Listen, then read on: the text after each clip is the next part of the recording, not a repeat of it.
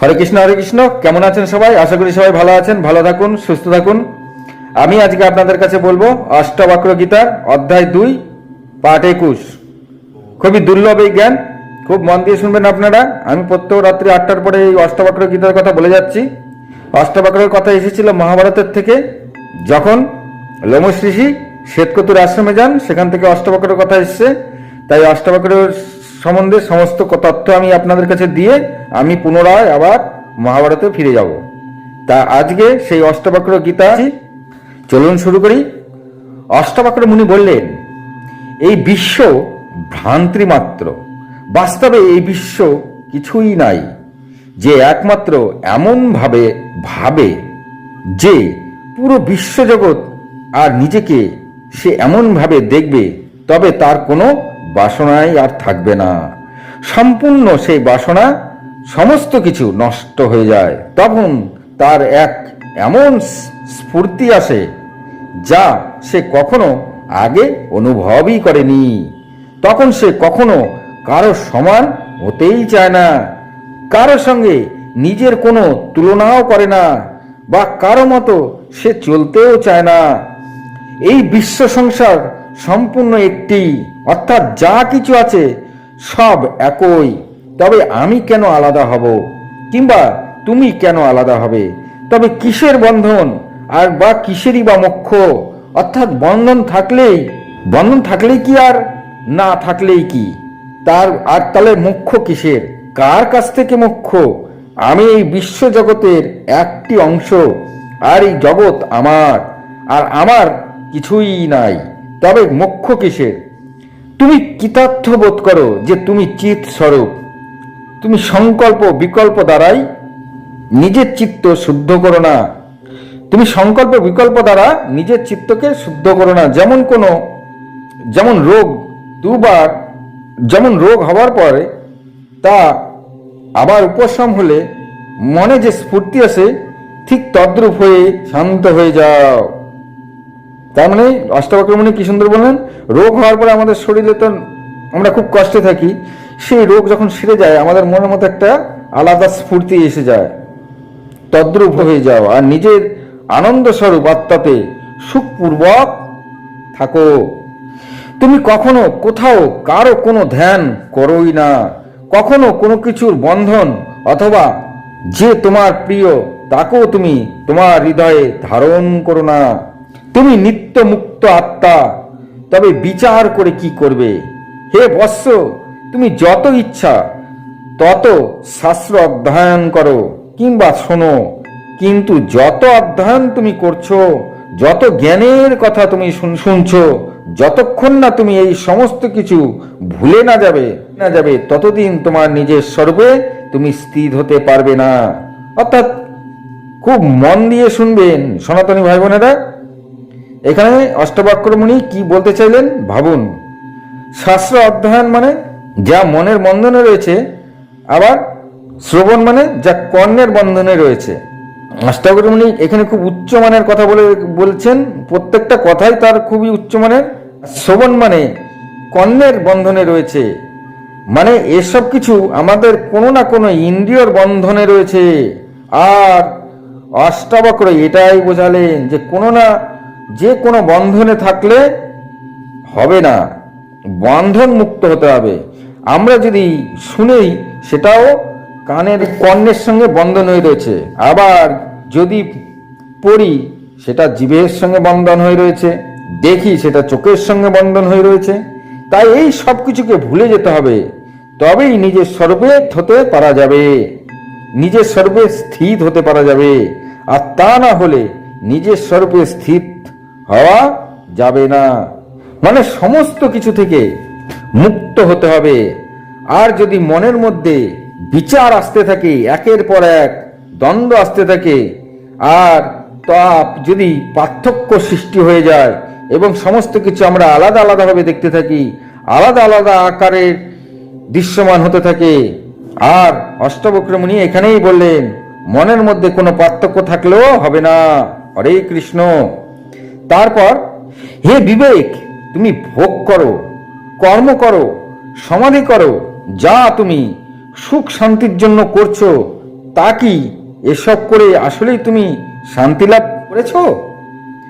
পরম শান্তি তো তখনই আসবে যখন তোমার চিত্ত থেকে যত রকম আশা আছে তা পুরোপুরি নষ্ট হয়ে যাবে, কোনো আশাই অবশিষ্ট থাকবে না।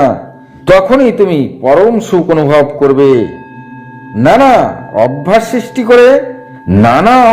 সৃষ্টি করে সেই অভ্যাস মতন চলার জন্য সবাই দুঃখী। খুবই অত্যাশ্চর্য ব্যাপার অষ্টবক্রমণী বলে চলেছেন। কিন্তু এসব যত খুশি বোঝাও আর বোঝাতেই থাকো, তবু কেউ এত সহজে বুঝতেই পারে না। শুদ্ধ অন্তঃকরণ পুরুষ শুধু অল্প উপদেশেই পরম সুখ শান্তি অনুভব করেন এবং তিনি পরম শান্তি প্রাপ্ত করেন।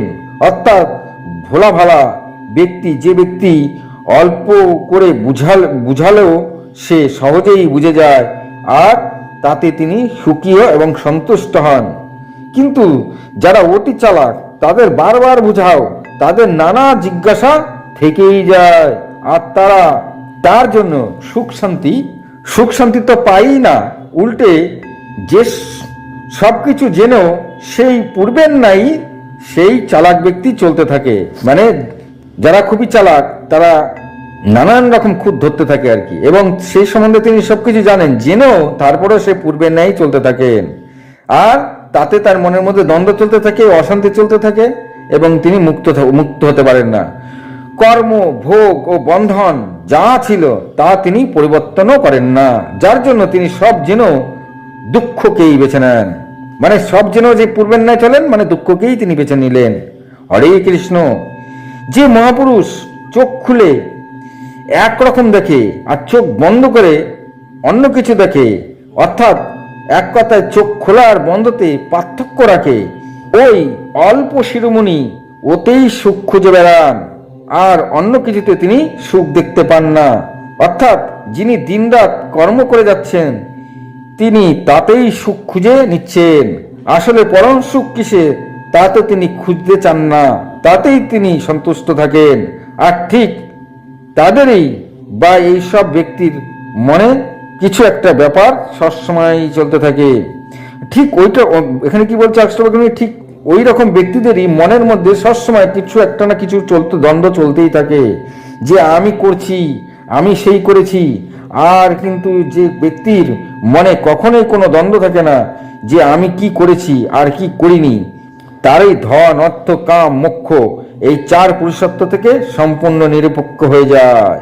তাহলে চালাক পুরুষেরাই নানান কর্ম করে এবং ভাবতে থাকে আমি এই করেছি সেই করেছি, এবং তাদের মনের মধ্যে নানা জিজ্ঞাসা থাকে। সবকিছু জেনেও তিনি সন্তুষ্ট থাকেন না, তার মনের মধ্যে আবার পুনরায় জিজ্ঞাসা উৎপন্ন হয় আর তাতেই তিনি দ্বন্দ্ব এবং অশান্তিতে ভুগতে থাকেন। আর সোজা সরল ভোলা ভালা মানুষরা অল্পতেই বুঝে যান এবং তিনি তাতেই সন্তুষ্ট হন এবং সুখী হন। তাই যেসব ব্যক্তির মনে কখনোই কোনো দ্বন্দ্ব থাকে না, সেই সব ব্যক্তির মধ্যে কখনোই, যারা খুব সরল ও ভোলা ভালা যে আমি কি করেছি আর কি করিনি, যাদের মনের মধ্যে এসব নেই, তারাই ধন অর্থ কাম মোক্ষ এই চার পুরুষত্ব থেকে সম্পূর্ণ নিরপেক্ষ হয়ে যায়। তার মানে যারা বন্ধনে থাকে তাদেরই ধন অর্থ কাম মোক্ষর দরকার হয়।